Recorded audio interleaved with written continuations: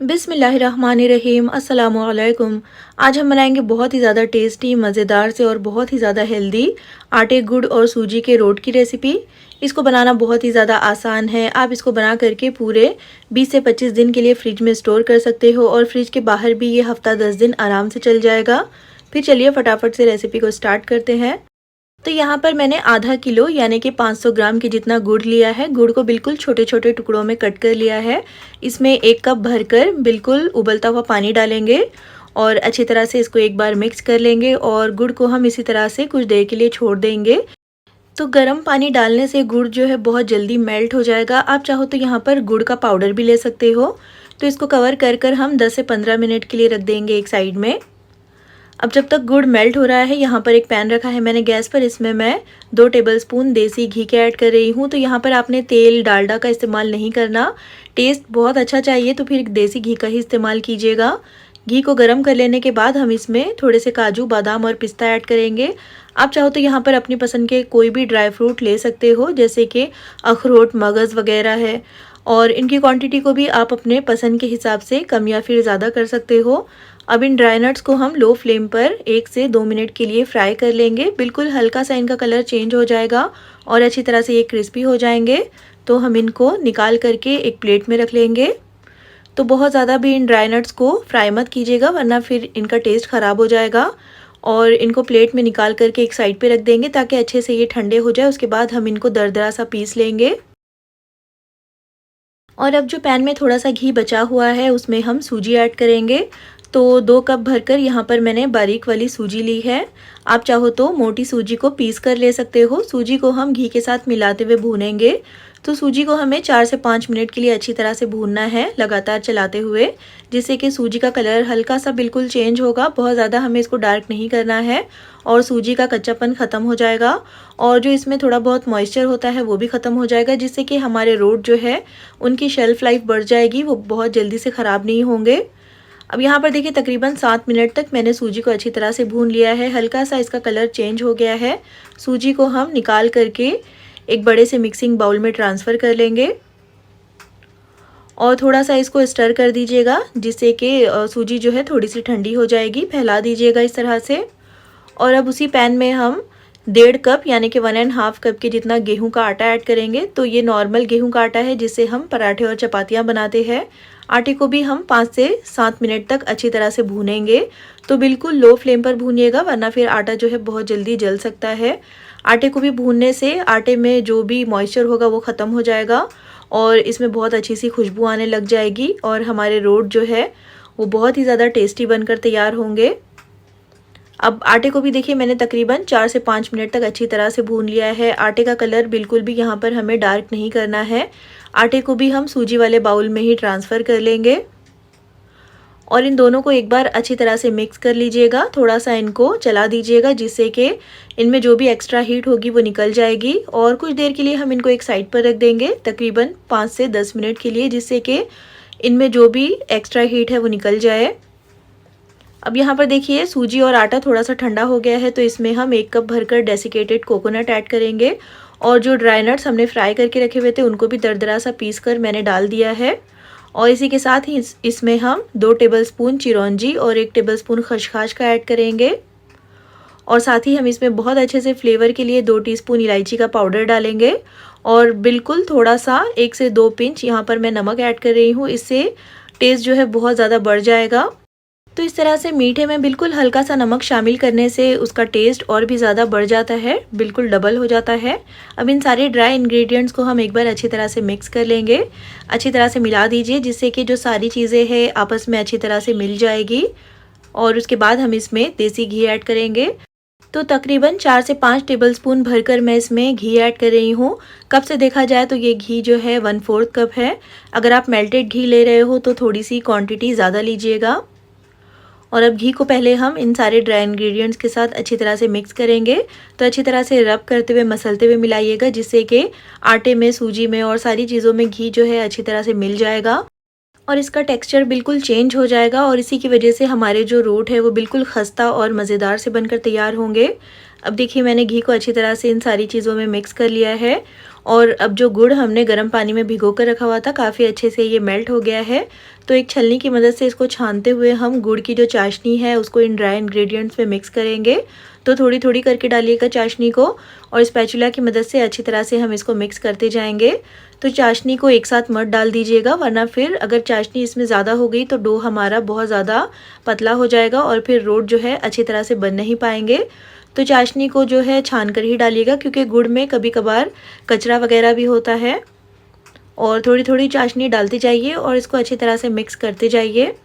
और अगर by chance आपने इसमें चाशनी ज़्यादा डाल दी हो और आपका डो पतला हो गया हो तो थोड़ी सी सूजी या फिर थोड़ा सा आटा रोस्ट कर ऐड कर लीजिएगा।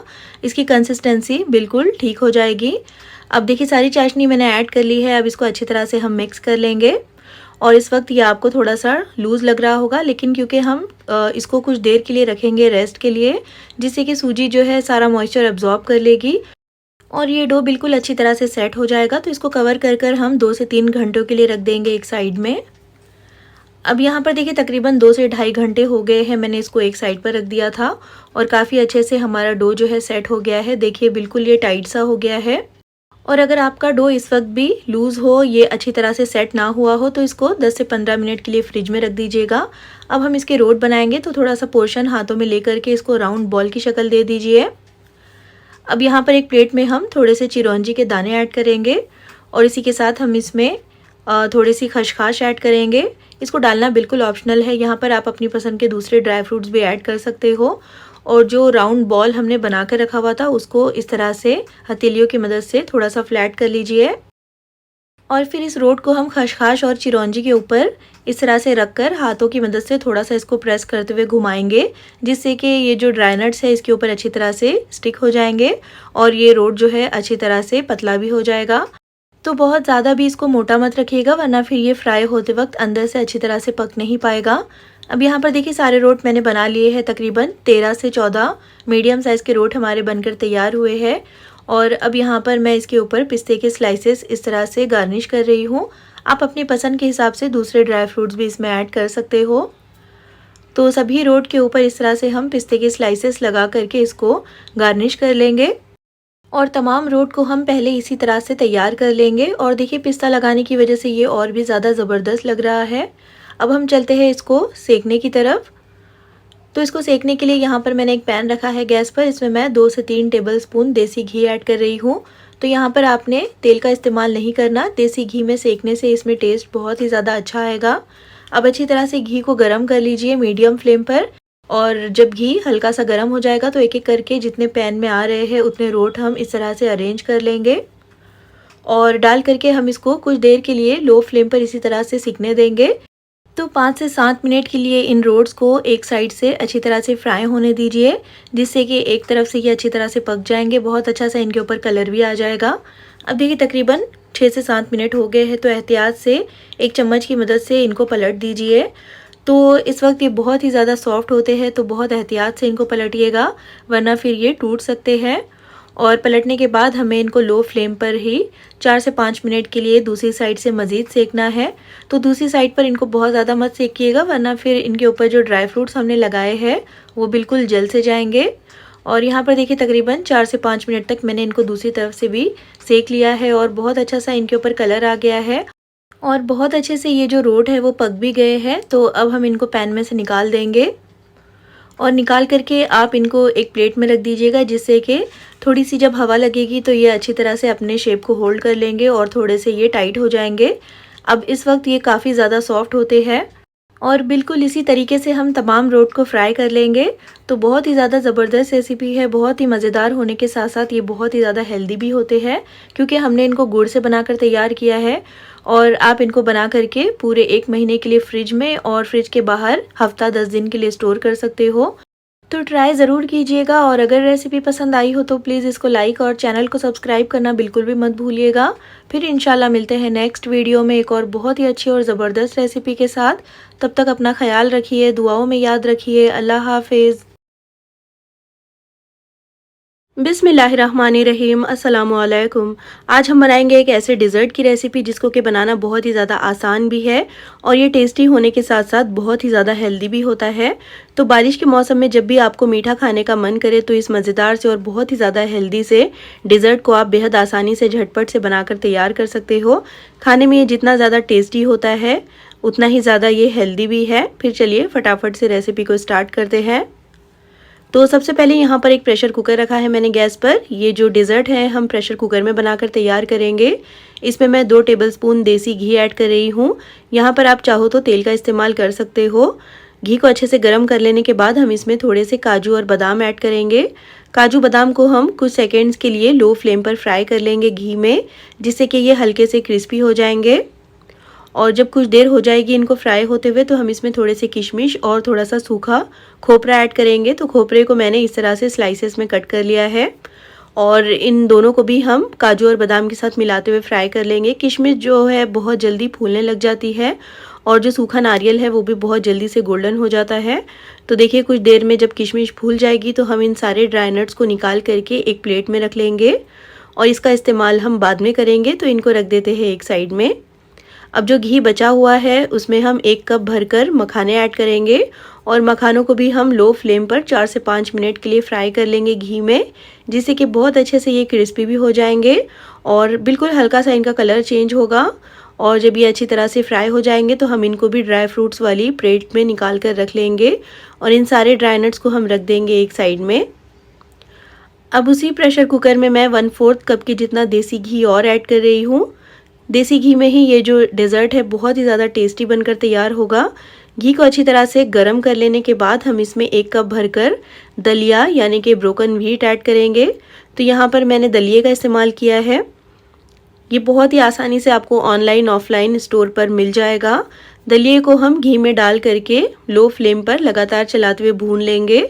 तो जब तक भून लेंगे जब तक कि दलिये का कलर चेंज नहीं हो जाता, बहुत अच्छे से ये भून नहीं जाता और 5 से 7 मिनट तक आपने इसको भून लेना है अच्छी तरह से। इसका कलर जो है गोल्डन ब्राउन हो जाएगा। अब यहाँ पर देखिए दलिये को भूनते हुए मुझे तकरीबन 5 से 6 मिनट हो गए हैं। कुछ देर के लिए हम इसको और भूनेंगे। बिल्कुल अच्छी तरह से इसका कलर जो है गोल्डन हो गया है। अब यहाँ पर देखिए तकरीबन 8 से 9 मिनट हो गए हैं मुझे इसको भूनते हुए। दलिये का कलर यहाँ पर ब्राउन हो गया है। इस पॉइंट पर हम इसमें पानी ऐड करेंगे। तो 1 कप दलिये के लिए यहाँ पर हमें 2 से ढाई कप पानी ऐड करना है और पानी डाल करके एक बार इसको अच्छी तरह से स्टर कर लीजिए। गैस की फ्लेम को बिल्कुल हाई कर लीजिएगा और अब हम इसको प्रेशर कुक करेंगे। तो प्रेशर कुकर का ढक्कन लगा करके 2 से 3 विज़ल हम लगा लेंगे मीडियम फ्लेम पर और फिर फ्लेम को ऑफ करने के बाद आपने इसको इसी तरह से छोड़ देना है जब तक कि प्रेशर जो है पूरी तरह से रिलीज़ नहीं हो जाता। अब यहाँ पर हम एक चाशनी बनाकर तैयार कर लेंगे, जिसके लिए एक सॉस पैन लिया है मैंने। इसमें मैं 1 कप भरकर गुड़ का पाउडर ऐड कर रही हूँ। यहाँ पर आप चाहो तो गुड़ को छोटे छोटे टुकड़ों में कट कर डाल सकते हो। 1 कप गुड़ का पाउडर लिया है और 1 कप ही हम इसमें पानी भी ऐड करेंगे। मिला देंगे अच्छी तरह से और मीडियम फ्लेम पर हम इसको पकाएंगे जब तक कि गुड़ अच्छी तरह से मेल्ट नहीं हो जाता और पानी में अच्छी तरह से बॉईल नहीं आ जाता। यहाँ पर हमें एक तार की चाशनी वगैरह नहीं बनानी है। बस जब गुड़ का पाउडर इसमें अच्छी तरह से मेल्ट हो जाएगा, पानी में अच्छी तरह से बॉईल आ जाएगा, तो हम गैस की फ्लेम को ऑफ कर देंगे। अब हम चलते हैं प्रेशर कुकर की तरफ। तो यहाँ पर प्रेशर जो है पूरी तरह से निकल गया है। एक बार हम इसको चेक कर लेंगे। देखिए पानी भी दलिये ने अच्छी तरह से एब्जॉर्ब कर लिया है और काफ़ी अच्छे से ये गल गया है। इस वक्त तक अगर ये ना गला हो, अगर इसमें थोड़ी सी भी कसर बाकी हो, तो फिर इसमें थोड़ा सा पानी डालकर आप 1 से 2 विज़ल और लगा लीजिएगा। देखिए यहाँ पर दलिया हम इस तरह से मैश कर देख लेंगे। बहुत अच्छे से देखिए ये गल गया है, बहुत अच्छे से सॉफ्ट हो गया है। या फिर आप इसको खाकर देख सकते हो। अब जो चाशनी हमने बना के रखी हुई थी, एक छलनी की मदद से छानते हुए हम चाशनी दलिये में ऐड कर लेंगे। तो छानिएगा ज़रूर, क्योंकि गुड़ में कभी कभार कचरा वगैरह भी होता है। साथ ही हम इसमें 1 टेबलस्पून खसखस यानी कि पॉपी सीड्स ऐड करेंगे। इसको डालना ऑप्शनल है, लेकिन ये बहुत ही ज़्यादा हेल्दी होती है। आधा टीस्पून मैं इसमें इलायची का पाउडर ऐड कर रही हूँ अच्छे फ्लेवर के लिए। मिला देंगे अच्छी तरह से और गैस की फ्लेम को ऑन कर लीजिएगा। अब ये जो ड्राई फ्रूट्स हमने फ्राई करके रखे हुए थे वो हम इसमें ऐड कर लेंगे। थोड़े से मैं बचा लूँगी फाइनल में गार्निशिंग के लिए। और अब हमें ड्राई फ्रूट्स को भी अच्छी तरह से दलिए के साथ मिलाते हुए पकाना है। जब तक पका लेंगे जब तक कि चाशनी को दलिया अच्छी तरह से अब्जॉर्ब नहीं कर लेता और अच्छी तरह से ये ड्राई नहीं हो जाता। तो क्योंकि मुझे बिल्कुल ड्राई दलिया चाहिए इसलिए मैं चाशनी को बहुत अच्छे से ड्राई कर लूँगी। लेकिन अगर आपको थोड़ा सा गीला दलिया चाहिए तो कुछ देर पहले ही गैस की फ्लेम को ऑफ़ कर दीजिएगा। अब देखिए यहाँ पर काफ़ी अच्छे से ये ड्राई हो गया है और दलिये ने सारी चाशनी जो है एब्जॉर्ब कर ली है। अब इस पॉइंट पर हम गैस की फ्लेम को ऑफ़ कर देंगे और बहुत ही ज़बरदस्त और मज़ेदार सा और बहुत ही ज़्यादा हेल्दी हमारा मीठा दलिया जो है बनकर तैयार हो गया है। चलिए इसको फटाफट से गर्मा गर्म सर्व कर लेते हैं। तो बारिश के मौसम में मज़ेदार सा गर्मा गर्म और बहुत ही ज़्यादा हेल्दी सा दलिया एक बार बनाइएगा ज़रूर। बहुत ही ज़्यादा टेस्टी लगता है ये खाने में। तो कम वक्त में झटपट से कुछ मज़ेदार हेल्दी और बहुत ही ज़्यादा टेस्टी सा मीठा बनाना हो तो फिर आप इस रेसिपी को बेफिक्र होकर ट्राई कर सकते हो। इसको मैंने गुड़ में बनाकर तैयार किया है। आप चाहो तो यहाँ पर शक्कर का इस्तेमाल भी कर सकते हो। तो ट्राई एक बार ज़रूर कीजिएगा और रेसिपी अगर पसंद आती है तो प्लीज़ इसको लाइक और चैनल को सब्सक्राइब करना बिल्कुल भी मत भूलिएगा और कमेंट करके ज़रूर बताइएगा कि आपको ये रेसिपी कैसी लगी। फिर इंशाल्लाह मिलते हैं नेक्स्ट वीडियो में एक और बहुत ही अच्छी ज़बरदस्त मज़ेदार और बेहतरीन सी रेसिपी के साथ। तब तक अपना ख्याल रखिए, दुआओं में याद रखिए। अल्लाह हाफिज़। बिस्मिल्लाहिर्रहमानिर्रहीम। अस्सलामुअलैकुम। आज हम बनाएंगे दिल्ली जामा मस्जिद का बहुत ही ज़्यादा फेमस शाही टुकड़ा की रेसिपी। इसको बनाना बहुत ही ज़्यादा आसान है, बहुत ही ज़्यादा ज़बरदस्त रेसिपी है। घर पर अगर कोई दावत हो, पार्टी वगैरह हो तो आप इसको बेहद आसानी के साथ बनाकर तैयार कर सकते हो। कम वक्त में झटपट से ये बनकर तैयार हो जाता है और खाने में बहुत ही ज़्यादा डिलीशियस और बहुत ही मज़े का ये लगता है। तो अपने घर पर भी इस रेसिपी को एक बार ट्राई कीजिएगा ज़रूर। फिर चलिए फटाफट से रेसिपी को स्टार्ट करते हैं। तो सबसे पहले यहाँ पर मैंने कुछ वाइट ब्रेड के स्लाइसेस लिए हैं। ब्रेड के किनारों को हम कट कर लेंगे क्योंकि इनके किनारे थोड़े से हार्ड भी होते हैं और थोड़ा सा इनका टेस्ट भी अच्छा नहीं आता है शाही टुकड़ों में, तो इसलिए मैं इनके किनारों को कट कर रही हूँ। लेकिन अगर आप चाहो तो इनको इसी तरह से भी रख सकते हो। अब देखिए सारे ब्रेड को मैंने इस तरह से कट कर कर रख लिया है और टोटल यहाँ पर मैंने 12 ब्रेड के स्लाइसेस लिए हैं। तो जिस भी डिश का आप इस्तेमाल कर रहे हो शाही टुकड़ा बनाने के लिए उस हिसाब से ले लीजिएगा ब्रेड की क्वांटिटी को। अब यहाँ पर एक पैन में मैंने ऑयल रखा है गरम होने के लिए। इसमें मैं 2 से 3 टेबलस्पून देसी घी ऐड कर रही हूँ, जिससे कि हम जब ब्रेड को इस तेल में फ्राई करेंगे तो घी होने की वजह से बहुत अच्छा सा टेस्ट आ जाएगा ब्रेड के अंदर। जब तेल अच्छी तरह से गर्म हो जाएगा तो हम ये ब्रेड के स्लाइसेस तेल में डाल करके फ्राई करेंगे। गैस की फ्लेम को मीडियम रखिएगा और तेल जो है बहुत ज़्यादा गर्म नहीं होना चाहिए, वरना फिर डालते के साथ ब्रेड जो है वो जल जाएगा। कुछ देर के बाद हम इसकी साइड को पलट देंगे और इसी तरह से अलट पलट करते हुए हम इसको फ्राई कर लेंगे जब तक कि गोल्डन ब्राउन सा इसके ऊपर कलर नहीं आ जाता। तो बहुत ज़्यादा भी हमें इसका कलर डार्क नहीं करना है। देखिए इस तरह से जब हल्का सा गोल्डन ब्राउन कलर ब्रेड के ऊपर आ गया है तो इसको निकाल करके हम इस तरह से एक चम्मच पर रख लेंगे। जो जाली वाला चम्मच होता है उसके ऊपर रख लीजिएगा। एक्स्ट्रा का ऑयल अच्छी तरह से ड्रेन कर लीजिएगा और इसके बाद हम इसको एक प्लेट में ट्रांसफ़र कर लेंगे और इसी तरह से हम सारे ब्रेड के स्लाइसेस को फ्राई कर लेंगे। अब यहाँ पर देखिए सारे ब्रेड के स्लाइसेस मैंने इसी तरह से फ्राई कर लिए हैं। इनको हम रखते हैं एक साइड में और अब हम चलते हैं इसकी चाशनी बनाने की तरफ, जिसके लिए मैंने एक सॉस पैन रखा है गैस पर। इसमें मैं 3/4 कप शक्कर ऐड कर रही हूँ और शक्कर के साथ ही हम इसमें 3/4 कप पानी भी डालेंगे और गैस की फ्लेम को मीडियम कर लीजिएगा। इसमें आधा टीस्पून हरी इलायची का पाउडर ऐड कर लीजिए और सिर्फ एक पिंच यहाँ पर मैंने येलो फूड कलर ऐड किया है, बस थोड़ा सा ही डालिएगा और इसको डालना भी ऑप्शनल है। अच्छी तरह से मिक्स कर लीजिए और मीडियम फ्लेम पर जब तक पका लीजिए जब तक कि शक्कर अच्छी तरह से घुल नहीं जाती और चाशनी में अच्छी तरह से बॉईल नहीं आ जाता।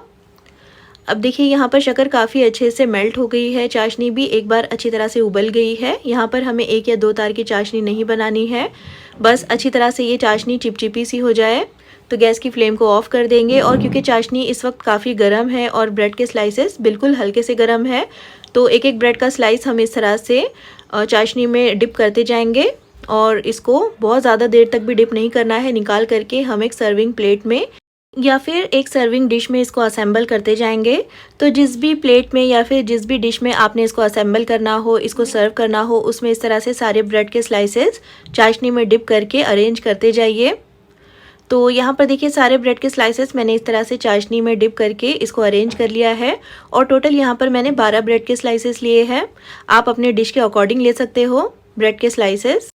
और उसके बाद जितनी भी चाशनी बच गई है उसको हम ब्रेड के ऊपर ही इस तरह से पोर कर देंगे, जिससे कि ये जो ब्रेड के स्लाइसेस है कुछ ही देर में चाशनी को अच्छी तरह से सोक कर लेंगे। और इसको हम रखते हैं एक साइड में। अब यहाँ पर एक कढ़ाई रखी है मैंने गैस पर, इसमें मैं 2.5 कप के जितना दूध ऐड कर रही हूँ। ये फुल क्रीम मिल्क है और ये अभी कच्चा है। आप कच्चा या फिर पहले से उबला हुआ कोई सा भी दूध ले सकते हो। और इसको हम मीडियम फ्लेम पर एक बार अच्छी तरह से स्टर करते हुए जब तक पका लेंगे जब तक कि दूध में अच्छी तरह से बॉईल नहीं आ जाता। और दूध जब तक पक रहा है यहाँ पर हम कुछ और तैयारियां कर लेते हैं। तो यहाँ पर एक छोटा सा मिक्सिंग बोल लिया है मैंने, इसमें मैं 1/4 कप मिल्क पाउडर ऐड कर रही हूँ। ये स्किम्ड मिल्क पाउडर है। 2 टेबलस्पून भरकर कॉर्नफ्लोर या फिर इसमें कस्टर्ड पाउडर ऐड कर लीजिए। साथ ही इसमें 1/3 कप की जितना ठंडा दूध ऐड करेंगे। तो दूध या फिर रूम टेम्परेचर पर लीजिएगा या फिर ठंडा लीजिएगा, गर्म दूध का आपने यहाँ पर इस्तेमाल नहीं करना। अच्छी तरह से मिक्स कर लेंगे ताकि मिल्क पाउडर के और कस्टर्ड पाउडर के बिल्कुल भी इसमें लम्स ना रहे।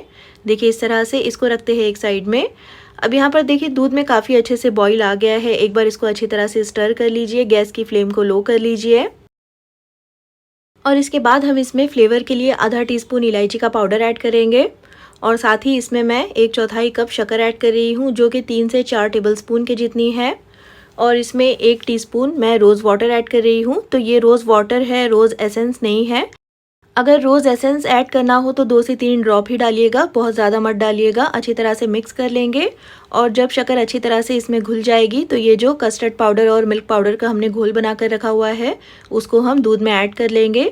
तो एक बार उसको अच्छी तरह से स्टर कर लीजिएगा और डालते के साथ आपने इसको फ़ौरन से स्टर कर लेना है, वरना फिर कस्टर्ड पाउडर के लम्स बन सकते हैं। अच्छी तरह से मिलाते हुए हम इसको पकाएंगे 3 से 4 मिनट के लिए, जिससे कि कस्टर्ड पाउडर का कच्चापन ख़त्म हो जाएगा और ये जो दूध है इसमें बहुत अच्छी सी थिकनेस आ जाएगी। तो आपने इसको लगातार स्टर करते हुए ही पकाना है। अब देखिए काफ़ी अच्छे से मैंने इसको पका लिया है, बहुत अच्छे से ये गाढ़ा हो गया है। इससे ज़्यादा गाढ़ा हमें इसको नहीं करना है। तो गैस की फ्लेम को ऑफ़ कर देंगे और हमें इसको ठंडा नहीं करना है। गर्मा गर्म कस्टर्ड को ही हम ब्रेड के स्लाइसेस के ऊपर पोर करेंगे। तो देखिए यहाँ पर चाशनी भी अच्छी तरह से सोख हो गई है ब्रेड के अंदर। तो ये जो कस्टर्ड हमने बना कर रखा हुआ है वो हम इस तरह से ब्रेड के स्लाइसेस के ऊपर डालकर अच्छी तरह से फैला देंगे। तो क्योंकि कस्टर्ड अभी काफ़ी गर्म है, इस तरह से डालने से ब्रेड के जो स्लाइसेस है वो कस्टर्ड को अपने अंदर अच्छी तरह से सोक कर लेंगे और बहुत ही अच्छे से इनका फ्लेवर जो है ब्रेड के अंदर आ जाएगा। इसके बाद मैं इसको गार्निश कर रही हूँ पिस्ता के स्लाइसेस से। आप अपनी पसंद के कोई भी ड्राई फ्रूट्स यहाँ पर यूज़ कर सकते हो। अच्छी तरह से फैला देने के बाद हम इसको 1 से 2 घंटों के लिए फ्रिज में रख देंगे ताकि अच्छी तरह से ये ठंडा हो जाए, अच्छी तरह से सेट हो जाए और अच्छी तरह से जो ब्रेड है वो कस्टर्ड को सोक कर लेंगी। अब देखिए यहाँ पर मैंने इसको 2 घंटों के लिए फ्रिज में रख दिया था। बहुत अच्छे से ये सेट हो गया है और बहुत ही ज़बरदस्त और ठंडा ठंडा सा हम इसको अब सर्व कर लेंगे। तो देखिए इसको पहले इस तरह से कट कर लेंगे और देखिए बहुत अच्छे से ये सेट हो गया है और बहुत ही ज़्यादा डिलीशियस और मज़ेदार सा हमारा शाही टुकड़ा जो है बनकर तैयार हुआ है। तो आप किसी भी तरह की दावत पर या फिर किसी भी तरह की पार्टी पर इसको बेहद आसानी के साथ बनाकर तैयार कर सकते हो और खाने में ये बहुत ही ज़्यादा डिलीशियस और मज़े का लगता है। फिर ट्राई ज़रूर कीजिएगा और अगर रेसिपी पसंद आई हो तो प्लीज़ इसको लाइक और चैनल को सब्सक्राइब करना बिल्कुल भी मत भूलिएगा और कमेंट करके ज़रूर बताइएगा कि आपको ये रेसिपी कैसी लगी। फिर इंशाल्लाह मिलते हैं नेक्स्ट वीडियो में एक और बहुत ही ज़बरदस्त और मज़ेदार सी रेसिपी के साथ। तब तक अपना ख्याल रखिए, दुआओं में याद रखिए। अल्लाह हाफिज़। बिस्मिल्लाहिर्रहमानिर्रहीम। अस्सलामुअलैकुम। आज हम बनाएंगे बहुत ही ज़्यादा मज़ेदार सी एकदम खिली खिली सी मीठी सेवइयों की रेसिपी। ईद स्पेशल रेसिपी है ये। आप इसको ईद वाले दिन बनाइए या फिर ईद की दावतों के लिए बनाइए। बनाने में ये बहुत ही ज़्यादा आसान है और खाने में बहुत ही ज़्यादा मज़े की लगती है। फिर चलिए फटाफट से रेसिपी को स्टार्ट करते हैं। तो सबसे पहले यहाँ पर मैंने 10 से 15 काजू, 10 से 15 बादाम और 10 से 15 पिस्ते लिए हैं और 2 से 3 टेबलस्पून यहाँ पर मैंने किशमिश के लिए है। यहाँ पर आप अपनी पसंद के किसी भी ड्राई फ्रूट का इस्तेमाल कर सकते हो।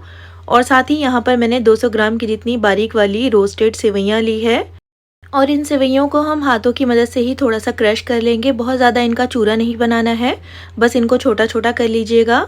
इसको हम रखते हैं एक साइड में। अब हम चलते हैं कुकिंग प्रोसेस की तरफ। तो यहाँ पर एक पैन रखा है मैंने गैस पर, इसमें मैं 2 टेबलस्पून देसी घी के ऐड कर रही हूँ। तो यहाँ पर आप तेल का या फिर डालडे का इस्तेमाल मत करिएगा। घी को अच्छी तरह से गर्म कर लेने के बाद हम इसमें ये ड्राई फ्रूट्स ऐड कर लेंगे। तो यहाँ पर मैंने किशमिश को ऐड नहीं किया है। पहले हम काजू बादाम और पिस्ते को 1 से 1.5 मिनट के लिए फ्राई करेंगे घी में। इस तरह फ्राई करने से जो ड्राई फ्रूट्स होते हैं वो थोड़े से क्रंची भी हो जाते हैं और इनका टेस्ट भी बहुत ज़्यादा बढ़ जाता है। 1 से 2 मिनट तक काजू, बादाम और पिस्ते को फ्राई कर लेने के बाद हम इसमें किशमिश ऐड करेंगे और किशमिश को भी हम दूसरे ड्राई नट्स के साथ मिलाते हुए फ्राई कर लेंगे। तो किशमिश को फ्राई करने में बहुत ज़्यादा टाइम नहीं लगता है, बहुत जल्दी से ये फूल जाती है। और जब किशमिश इस तरह से फूल जाएगी, अच्छी तरह से सारे ड्राई नट्स फ्राई हो जाएंगे, तो हम इन सारे नट्स को निकाल करके एक प्लेट में रख लेंगे। तो इनका घी ड्रेन करते हुए इनको निकाल करके एक सेपरेट प्लेट में रख लीजिए। इनको हम रख देंगे एक साइड में, क्योंकि इनका इस्तेमाल हम बिल्कुल आखिर में करेंगे। और अब उसी पैन में तकरीबन 4 से 5 टेबलस्पून घी और ऐड कर लीजिए। तो यहाँ पर जो घी की क्वांटिटी है आप अपने टेस्ट के हिसाब से बढ़ा या फिर घटा सकते हो। घी को अच्छी तरह से पहले गर्म कर लीजिए, उसके बाद हम इसमें ये सेवइयाँ ऐड कर लेंगे और अब हमें सेवइयों को घी के साथ अच्छी तरह से मिलाते हुए भूनना है। ये सेवइयाँ जो है ऑलरेडी रोस्टेड है, लेकिन फिर भी हम इसको घी में थोड़ा सा भूनेंगे 2 से 3 मिनट के लिए, जिससे कि इनका टेस्ट भी बढ़ जाएगा और जो इन सेवइयों का कलर है वो थोड़ा सा और डार्क हो जाएगा। लेकिन क्योंकि ये रोस्टेड सेवइयाँ है तो इनको बहुत ज़्यादा डार्क मत करिएगा। लेकिन अगर आप अनरोस्टेड सेवइयाँ ले रहे हो जो कि बिल्कुल सफ़ेद कलर की होती है, तो उनको भूनने के लिए आपको वक्त थोड़ा सा ज़्यादा लगेगा। और अच्छी तरह से देखिए मैंने इन सेवइयों को भून लिया है, बिल्कुल हल्का सा मैंने इनका कलर डार्क किया है। तकरीबन 3 से 4 मिनट हो गए हैं मुझे इनको भूनते हुए। अब इसमें हम 3/4 कप शक्कर ऐड करेंगे। तो 3/4 कप शक्कर जो है 200 ग्राम सेवइयों के लिए एकदम परफेक्ट रहेगी। लेकिन अगर आप मीठा थोड़ा सा ज़्यादा खाना पसंद करते हो तो शक्कर की क्वांटिटी को 1 कप तक बढ़ा लीजिएगा। और अगर बिल्कुल आप मीठा ज़्यादा पसंद नहीं करते हो तो क्वांटिटी थोड़ी सी कम कर लीजिएगा शक्कर की। और शक्कर को हम पहले बस अच्छी तरह से सेवइयों के साथ मिक्स कर लेंगे और उसके बाद हम इसमें पानी ऐड करेंगे। तो यहाँ पर मैं तकरीबन 1 कप पानी का ऐड कर रही हूँ। ये नॉर्मल टेम्परेचर का पानी है, ठंडा या गर्म नहीं है। और पानी डाल करके हम पहले अच्छी तरह से सेवइयों के साथ पानी को मिक्स कर लेंगे। यहाँ पर आप चाहो तो पानी के बजाय दूध का इस्तेमाल कर सकते हो, लेकिन मुझे पानी में ये सेवइयाँ ज़्यादा पसंद है तो इसलिए मैं इसको पानी में ही बना रही हूँ। आप चाहो तो दूध का इस्तेमाल भी कर सकते हो। मिक्स कर लेने के बाद हम इसको लो फ्लेम पर कवर कर 3 से 4 मिनट के लिए दम देंगे, जिससे कि सेवइयाँ जो है पानी को अच्छी तरह से एब्जॉर्ब कर लेगी, अच्छी तरह से ये सॉफ्ट हो जाएगी। और यहाँ पर देखिए तकरीबन 3 से 4 मिनट हो गए हैं और सेवइयाँ जो है काफ़ी अच्छे से पानी को एब्जॉर्ब कर चुकी है। अभी भी इसमें हल्का फुल्का सा मॉइस्चर बाकी है। एक बार इसको अच्छी तरह से स्टर कर लेंगे। इस पॉइंट पर आपको ये सेवइयाँ काफ़ी ज़्यादा स्टिकी दिखाई दे रही होगी, लेकिन कुछ ही देर में ये बहुत अच्छे से खिली खिली हो जाएगी। अब इस पॉइंट पर मैं इसमें 1 टीस्पून भरकर इलायची पाउडर ऐड कर रही हूँ। अगर आपके पास ये ना हो तो फिर आप 6 से 7 इलायचियों को कूट कर ऐड कर लीजिएगा। और ड्राई फ्रूट्स भी हम जो फ्राई करके हमने रखे हुए थे वो ऐड कर लेंगे और अच्छी तरह से इनको भी मिक्स कर लीजिए। तो यहाँ पर इलायची का पाउडर मैंने डाला है। अगर आपको इसका फ्लेवर पसंद ना हो तो फिर आप इसको स्किप कर सकते हो। आप चाहो तो यहाँ पर केवड़ा वाटर भी ऐड कर सकते हो। अच्छी तरह से ड्राई फ्रूट्स को भी मिक्स कर लेने के बाद हम इसको फिर से कवर कर 2 से 3 मिनट के लिए पकाएंगे लो फ्लेम पर। उसके बाद गैस की फ्लेम को ऑफ करके हमें इसको 10 से 15 मिनट तक इसी तरह से छोड़ देना है, जिससे कि दम में सेवइयाँ जो है अच्छी तरह से सॉफ्ट भी हो जाएगी और ये बहुत ज़्यादा गलेगी भी नहीं। अब देखिए तकरीबन गैस की फ्लेम को ऑफ़ किए मुझे 10 से 15 मिनट हो गए हैं। सेवइयाँ यहाँ पर काफ़ी अच्छे से पक गई है। अब हम क्या करेंगे कि स्पैचुला की मदद से इसको इस तरह से हम अलग अलग कर लेंगे, या फिर एक और तरीका है, इस तरह से आप 2 फोर्क ले लीजिएगा और इन फोर्क की मदद से आप इन सेवइयों को अलग अलग कर लीजिएगा। बहुत अच्छे से ये खिली खिली हो जाएगी और बहुत ही ज़बरदस्त सी खिली खिली सी मज़ेदार सी हमारी सेवइयाँ जो है बनकर तैयार हो जाएगी। और इन सेवइयों का टेक्सचर आप देख सकते हो, ये बिल्कुल अच्छे से पकी हुई है, लेकिन ये बिल्कुल भी स्टिकी नहीं है। एकदम अलग अलग सी खिली खिली सी ये सेवइयाँ जो है बनकर तैयार होती है। एकदम परफेक्ट मेजरमेंट के साथ, परफेक्ट तरीके के साथ हमने इसको बनाकर तैयार किया है। तो ईद वाले दिन आप इस मज़ेदार सी सेवइयों की रेसिपी को एक बार ट्राई ज़रूर कीजिएगा। मुझे पूरा यकीन है ये आपको बहुत ज़्यादा पसंद आएगी। ईद के दिन या फिर ईद की दावतों पर आप इसको बना सकते हो। बहुत ही ज़्यादा आसान है ये बनाने में और खाने में तो ये बहुत ज़्यादा मज़े की लगती है। तो फिर ट्राई एक बार ज़रूर कीजिएगा इस आसान सी और बहुत ही मज़ेदार सी खिली खिली सी मीठी सेवइयों की रेसिपी को। और रेसिपी अगर पसंद आई हो तो प्लीज़ इसको लाइक और चैनल को सब्सक्राइब करना बिल्कुल भी मत भूलिएगा। और कमेंट करके ज़रूर बताइएगा कि आपको ये रेसिपी कैसी लगी। फिर इंशाल्लाह मिलते हैं नेक्स्ट वीडियो में एक और बहुत ही अच्छी और ज़बरदस्त रेसिपी के साथ। तब तक अपना ख्याल रखिए, दुआओं में याद रखिए। अल्लाह हाफिज़।